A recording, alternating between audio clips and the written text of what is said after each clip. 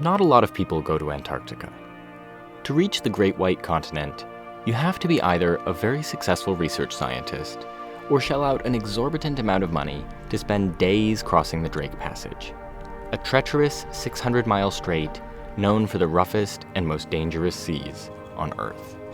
It's a perilous journey that has claimed the lives of hundreds of world-renowned sailors and explorers. But for those who choose to make the voyage, otherworldly wonders await. And that's my kind of vacation.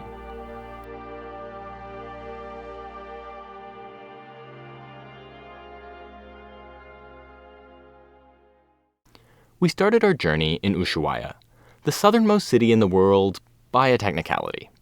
In fact, there are towns farther south of here, but this is the southernmost city in the world. Walking down the pier at the port of Ushuaia, we could see the range of options for getting to Antarctica. Large cruise ships offer comfort and relative stability throughout the crossing, but they're not allowed to send landing parties to the continent itself. Cutting-edge expedition ships feature famous naturalists and photographers, but tickets can run tens of thousands of dollars, and landings are still a complicated, multi-stage process. And finally, in a class of one, we chose the MV Ushuaia, a retired American research vessel from the 1970s that's been converted into a 90-person expedition ship. At 278 feet in length, it looked tiny next to every other ship in the harbor.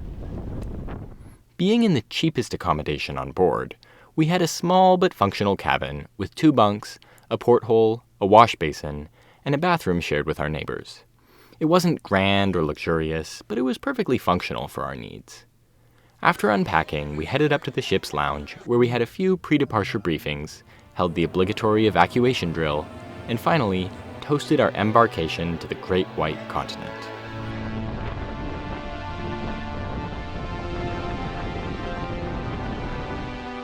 Once on our way, we headed into the dining room for our first dinner of the trip. Both lunch and dinner were served every day as sit-down 3-course meals in the dining room, with breakfast being a buffet. Now, as a brief peek into the future, the staff and the overall experience on the Ushuaia was excellent, but the food wasn't a huge highlight.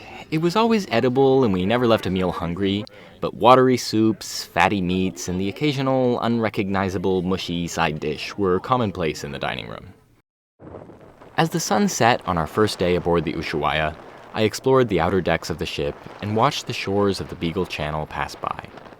The Beagle is a narrow, protected body of water that separates the southern portions of Chile and Argentina and runs from the calm waters of Ushuaia out to the unprotected open ocean. When the channel pilot debarked the ship and headed back to the city, I headed inside to turn in for the night. The next morning, we awoke to the steady rocking of the ship. We had made it to the end of the Beagle Channel and were sheltering in the final bit of protection offered by Cape Horn, waiting out a storm in the Drake Passage that saw hurricane-force winds and 8-meter-tall waves. I ate a quick breakfast and headed up to the bridge to look out as we entered the formidable Drake Passage. With the boat rolling from a 30-degree angle on one side to a 30-degree angle on the other, we all stumbled around like drunks, reaching for the many railings to just try to stay upright. Given the hazardous conditions and the high probability of falling overboard, the outdoor decks were closed for the duration of the crossing. Being a smaller ship, there weren't a whole ton of indoor public areas beyond our cabins. The dining room at the bow of the ship would be open solely during mealtimes. Then there was a TV room with sofas and armchairs, and finally at the stern, a large open lounge with a bar and big bench-like couches arranged in horseshoes. The ship also offered an open bridge policy, where from morning to evening, passengers were allowed to hang out on the bridge and chat with the officers commanding the ship. Eventually, time began to blur, the minutes flowing into hours, flowing into days. Maybe it was the seasickness medication which seemed to lower a cloud of drowsiness over the ship. Or maybe it was the fact that we were all alone in a small boat out in the middle of the big wide ocean. It's a rather unique sensation knowing there's nowhere to go, nothing to do, and nothing to see but the waves and the sky. Some might find it confining, but I found it relaxing. Throughout the day, the expedition staff filled some of the downtime by giving lectures on the geography, history, politics, and wildlife of the Great White Continent. We learned that despite several countries having overlapping claims to different parts of Antarctica, a global treaty has set it aside as a peaceful, demilitarized, and deindustrialized zone for research and exploration. We learned about the variety of animal life both above and below the water in Antarctica, and we learned about the history of prior expeditions, both triumphant and tragic, to this amazing place. Much of it was very interesting stuff, but with the medically induced drowsiness of Dramamine, many of us in the audience had a hard time keeping our eyes open. Outside of the lectures, I split my time between the main lounge space and the bridge.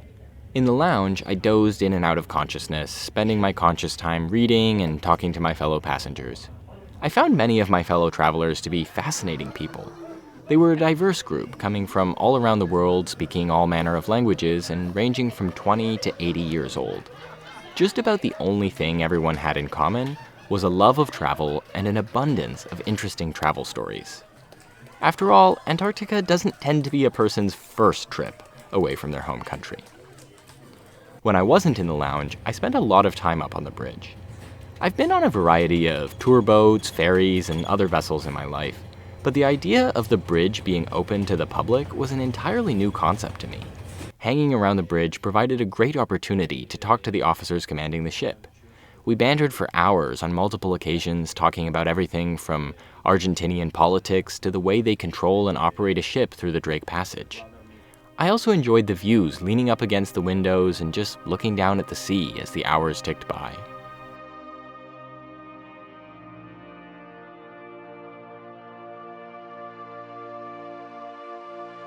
At the end of our second full day at sea, we were finally nearing Antarctica. We all gathered in the lounge for a briefing from the crew on what to expect. We learned about the life preservers and various safety equipment needed for shore excursions, and of the terrible avian flu epidemic sweeping through Antarctica. And we learned about the places we would be seeing on our expedition. Antarctica is the 5th largest continent on Earth, bigger than both Europe and Australia. And just as you can't go on one trip and claim to have seen all of Europe, no single voyage can ever cover the entirety of this expansive land. Our trip focused on a 300-mile stretch of the Antarctic Peninsula, a spike of land extending from the heart of the continent up towards Argentina. With great excitement for adventures to come, we closed out our last day of the Drake crossing and let the waves rock us to sleep. We awoke on our first Antarctic morning to smooth seas and a stable ship. It felt almost wrong for everything to be so still after 2 full days of continuous rocking. Just after breakfast, we made our first land sighting, the distant slopes of Antarctica rising up out of the endless sea. We had made it. I spent the morning out on the newly opened exterior decks, shivering in the Antarctic wind, spotting icebergs as they floated by, and taking in the majesty of the approaching continent. The sensation is twofold. First, there's the sight of nothing but vast, uninhabited, snowy land as far as the eye can see.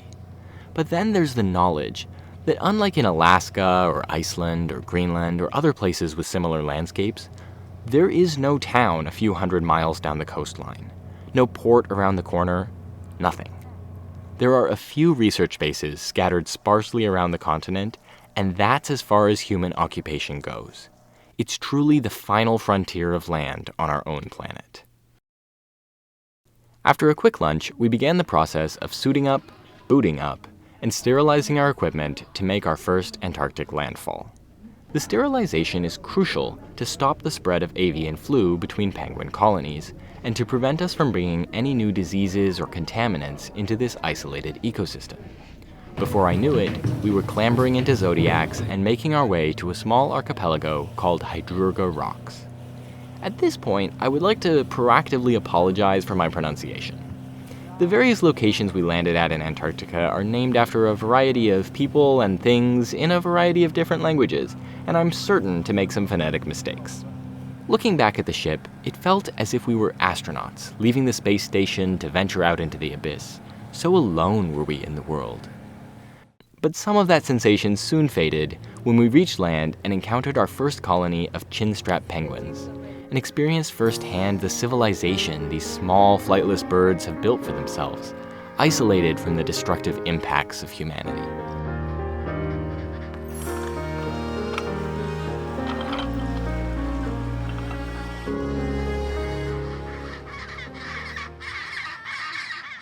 Walking around the island, we also saw a number of Weddell seals. Initially easy to confuse for lumpy rocks sticking out of the snow, these are extremely calm, docile, and dare I say lazy seals whose sole purpose in life seems to be to eat, sleep, and reproduce.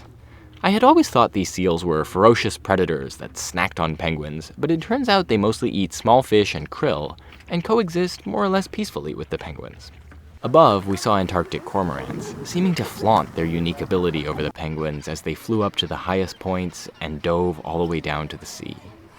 Overall, the area felt alive with a sort of cheerful and mostly harmonious life. But looking to the ground, there were stark reminders that death is also a part of life. We saw entire intact skulls and bones of animals that were once a part of this thriving community, but are no longer. After a few hours, we regrouped, boarded our Zodiacs, and headed back to the ship. As we ate dinner, the captain maneuvered the ship further south to Palavar Point. And as the long golden hour began, we boarded the Zodiacs and headed ashore.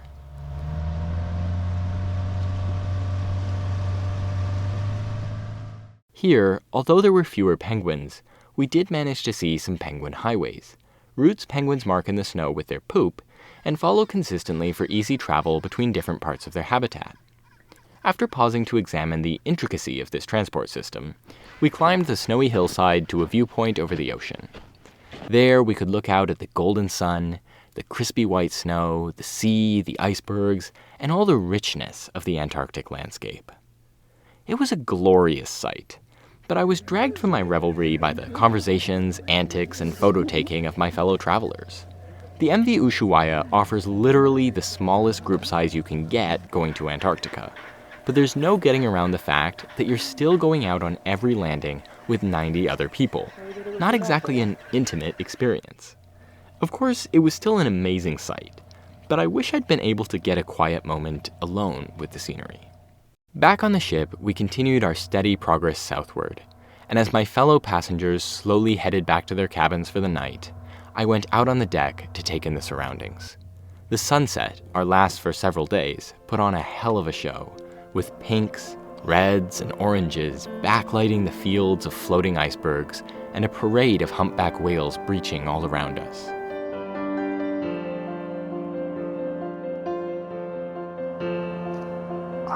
At last, I had my peaceful moment alone with Antarctica.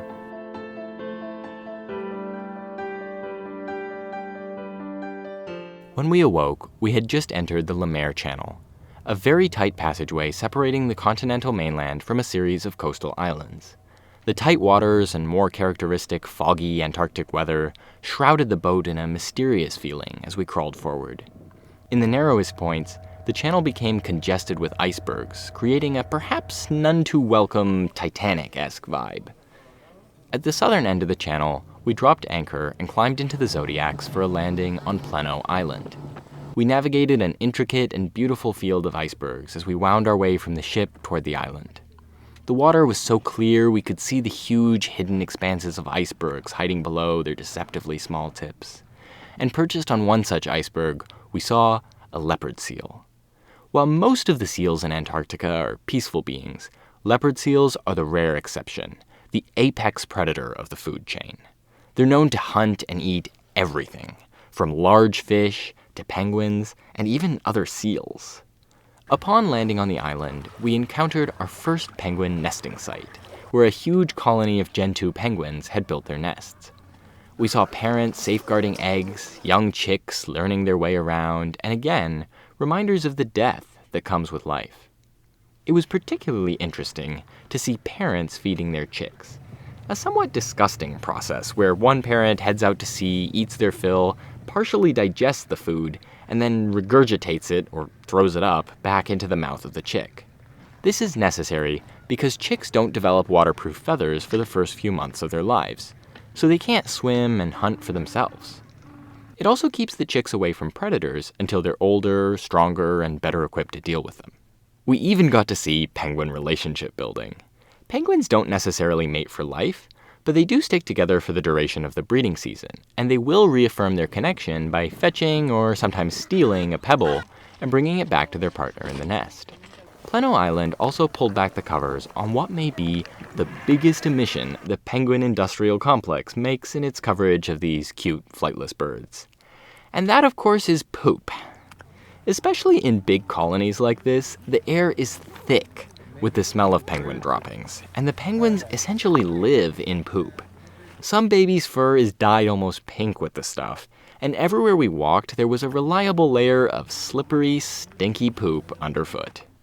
As we prepared to leave Pleneau Island, we also encountered another downside that you've just got to take in stride in Antarctica: unpredictability. Mechanical issues with the zodiacs, followed by changing weather and tides, meant our landing site became unsuitable and we were delayed for over an hour on the island as we made our way to a new site and ferried back to the ship on a smaller fleet of Zodiac. These things just happen in such a remote and unpredictable place, and while some may get frustrated, I tend to think it's all part of the adventure. Once back on the boat, we ate a quick lunch as we navigated to our next stop, Petermann Island. Riding the Zodiacs toward the interestingly named Circumcision Bay, we learned a bit about the history of the island and how it fits into the rich patchwork of exploration and misadventure that makes up Antarctic history. The crew of a 1909 expedition by French explorer Jean-Baptiste Charcot spent the entire winter moored in this tiny bay to wait out the weather and continue exploring the next year. On Petermann Island, we made a short hike up a slushy hillside featuring some amusing penguins. Once atop the hill, we had an amazing view over the thousands of penguins on the island and the dramatic Antarctic landscape beyond. We also saw our first Adelie penguins, mingling with the Gentoo and chinstrap penguins we'd seen before. I love the way these little guys look and behave. Their features make them look so dumb and childlike, but in a really endearing way. It was entertaining to see the antics and interactions of the various penguins as they walked, hopped, and slid around the island.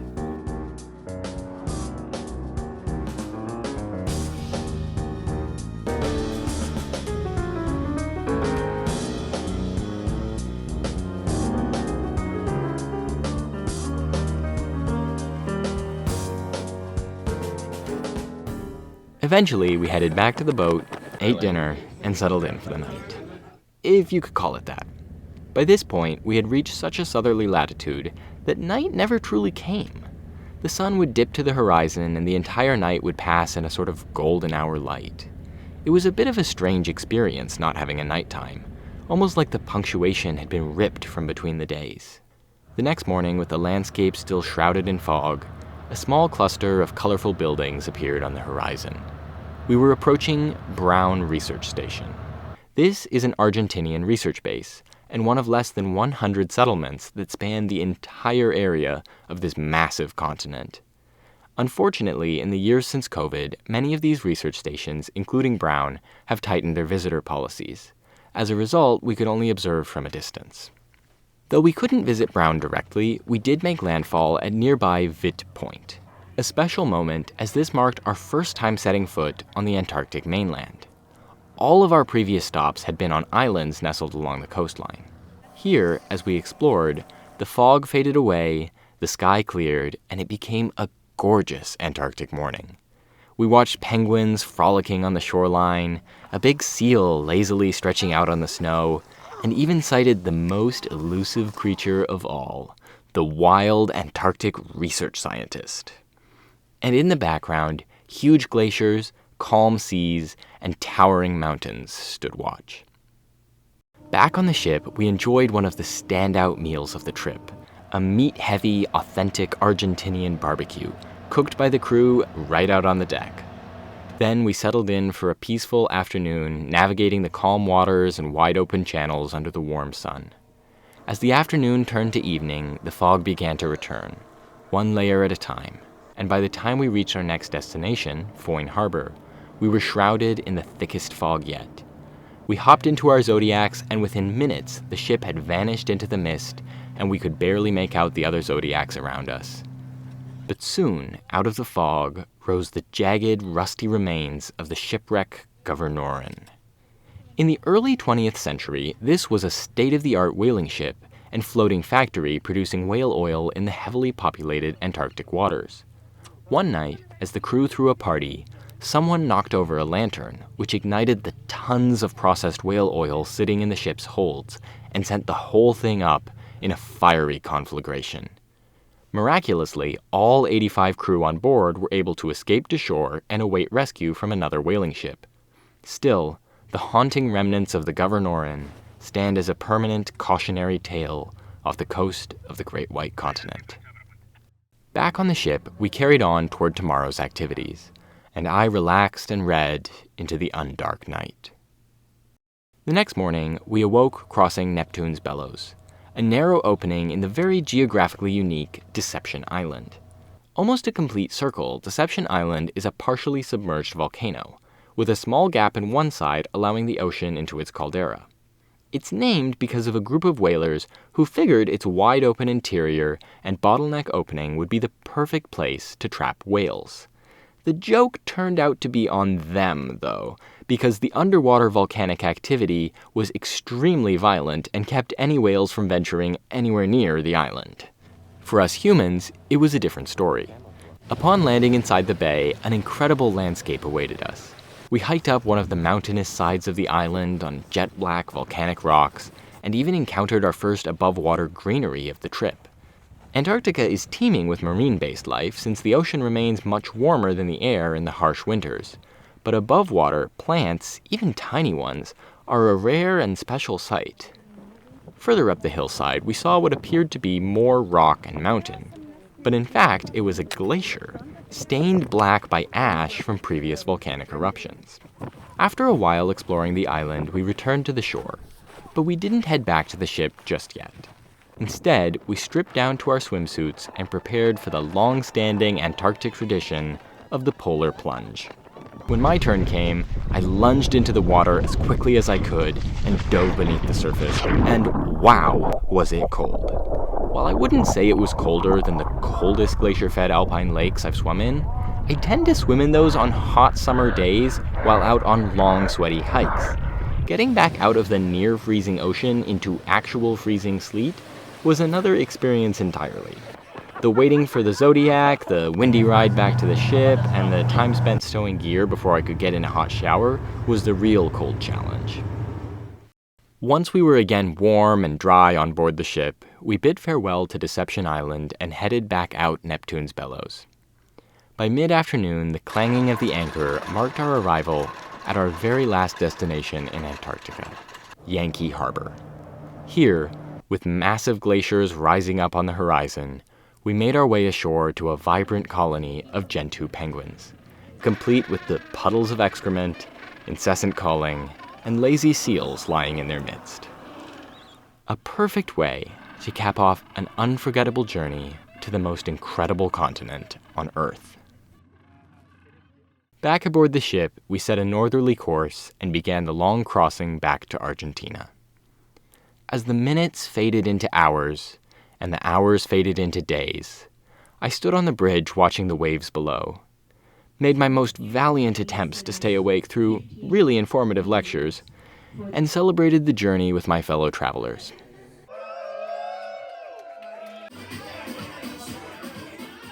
Yet my mind remained full of the memories and majesty of this great white continent we call Antarctica.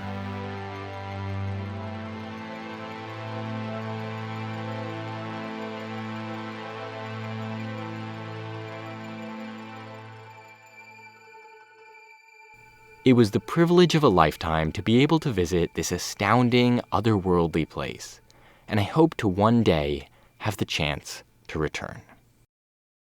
If you're still with me, thanks so much for watching. It means the world that you chose me, of all the discombobulated talking voices on the internet, to share the marvels of Antarctica with you. Please consider giving this video a like or a comment and hitting that subscribe button to see more travel and adventure videos in the future.